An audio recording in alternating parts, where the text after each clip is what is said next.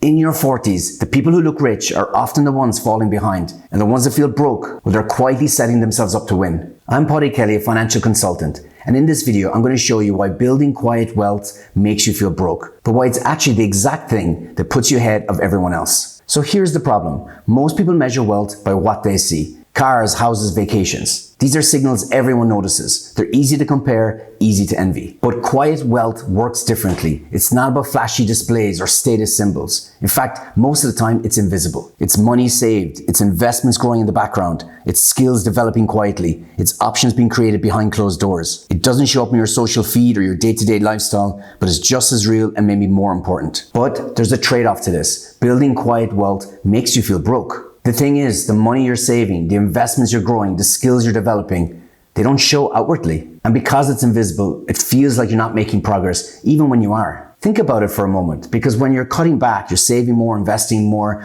skipping luxuries. On paper, you're doing really well, but in daily life, nothing looks different. And this feeling gets stronger in your 40s because at this age, peer comparison gets more intense. Your friends have all settled into their families, their lifestyles, their careers. Right? And their visible wealth, their houses and cars, it all looks so much more concrete. It's very easy to measure yourself against what you see and worry. You walk past your neighbor's new car and you think, am I falling behind? But you aren't.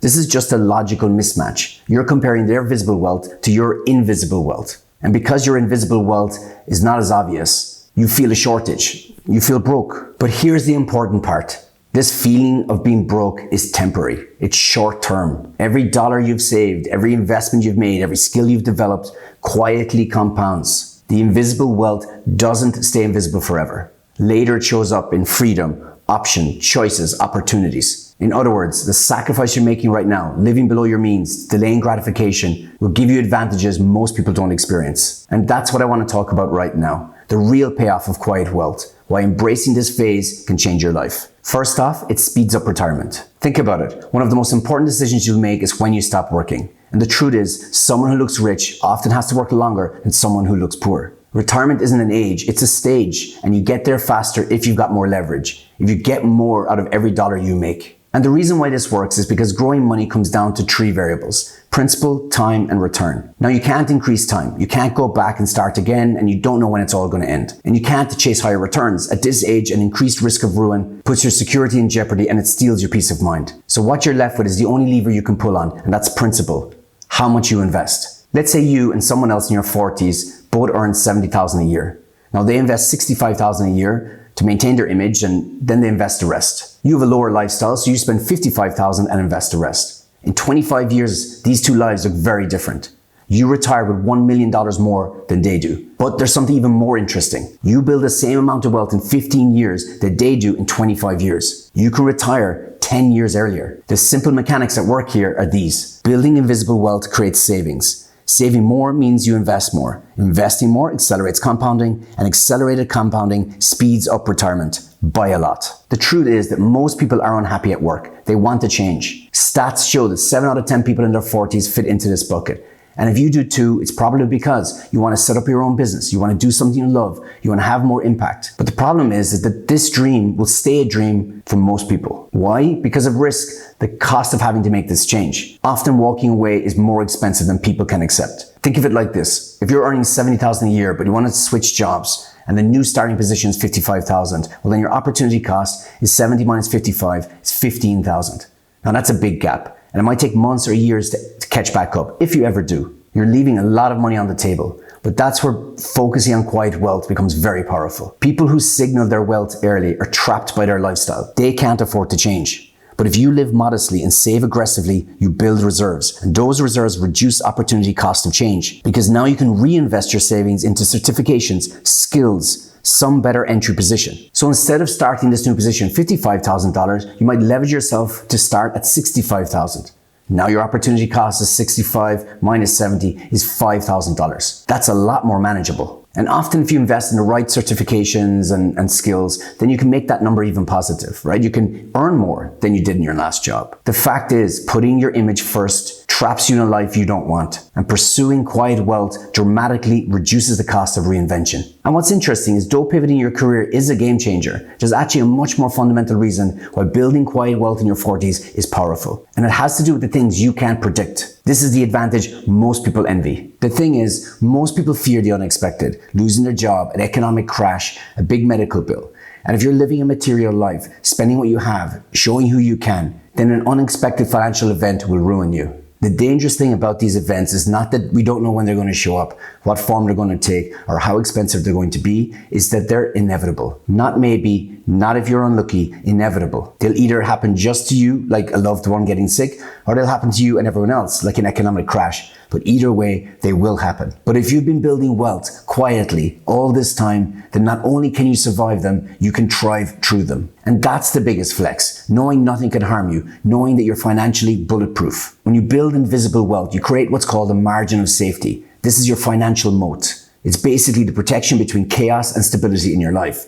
And as your margin of safety goes up, your risk in life goes down. And that's really interesting because risk is being forced to act on a bad day. To sell when prices are down, to take a job you don't want, to accept terms you wouldn't normally choose. A high margin of safety means when something or someone demands money from you at the worst possible time, you'll have it. But life isn't just about surviving, it's about thriving. And a margin of safety gives you 3 massive advantages when you need them the most. It buys you time, it expands your options, and it maximizes your opportunities. So let's unpack all 3 because they link together, and the last one in particular is a complete game changer when it comes to building wealth. I'll start with survival because survival is the first rule of the game. If you don't survive, nothing else matters. When you build wealth quietly in your 40s, yes, you increase your margin of safety, but you also do something else. You lower your burn rate, basically how fast you spend your money. Let's say your lifestyle costs $5,000 a month and you got $50,000 saved. Well, if something goes wrong, then you got 10 months of runway. But now let's say your lifestyle costs $2,500 a month and you still have the same savings, you got 20 months of runway. Same savings, but double the survival time. This difference is not small. If you lose your job, if you have to take a leave of absence to care for someone, if your business starts to suffer, if just for whatever reason you can't earn or you earn less, then these extra 10 months could be all that stands between you and disaster. A low burn rate is everything. It increases how long you can go without income, how long you can endure uncertainty, how long you can wait for conditions to improve. It buys you time to get back on your feet and to weather the storm. So you don't need to predict disasters anymore, because you can outlast them. Now let's talk about options, because most people confuse where options come from. Options don't come from your income, they come from your independence from income. Most people think a higher salary gives them more security, but often it just increases their obligations. It's the difference between the two that matters. Imagine your company's going through some restructuring, right? And they've moved your department 2 hours away. So now you got a 2 hours commute and you got to work for a boss you don't respect. Well, your colleague with no margin of safety has no option here. They're handcuffed to that desk. They have to swallow that commute. They have to work for that boss. They need that paycheck every single month. But because you have a margin of safety, you've got options they don't. You can walk into that office and say, these arrangements don't suit me. Because why? Well, you got money put away. And so you're not negotiating from a position of fear. You don't have to quit, but you do have the option to say no. Living below your means gives you the power to walk. You can leave a toxic job. You can renegotiate contracts. You can step back and retrain. You have options. The person who can say no has more power than the person who needs to say yes. And this is where it really gets interesting, because if being able to say no to something you don't want is powerful, then being able to say yes to something you do want is life-changing. The thing is that most people treat downturns in their financial life defensively, right? They freeze and they try to protect what they have, as they should. But with a strong margin of safety, you don't have to. You have the cash, time, stability. You can turn chaos for others into opportunity for you. Let's say tomorrow the market crashes 30%. Now, statistically, this is realistic. If you're building quiet wealth through investing in the markets, then this will happen multiple times before you retire. Someone who has $100,000 invested but $0 cash and 20 years to retirement can't buy the dip. They typically invest $5,000 a year, and that's all they can afford this year too. They end the year with a portfolio worth $75,000. You also have $100,000 invested in 20 years to retirement, but the difference here is that you got $50,000 in cash. You also normally invest $5,000 per year, but you spot your opportunity, and this year you invest $30,000 from your savings. At the end of the year, after the market drop, you still have your $100,000. What you've done here is you've bought years of growth in a single afternoon.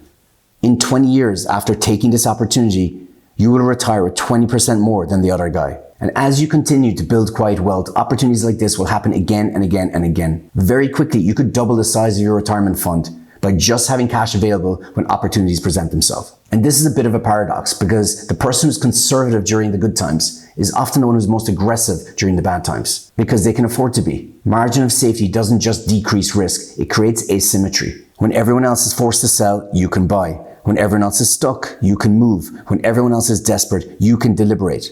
And over a long enough time frame, that difference compounds. And that's what separates people who just survive from people who survive and thrive. So look, right now it might not look like much. No big upgrades, no big signals, but quietly in the background, everything is changing. And years from now, you won't just have more money, you'll have more freedom, more options, more opportunities than anyone else.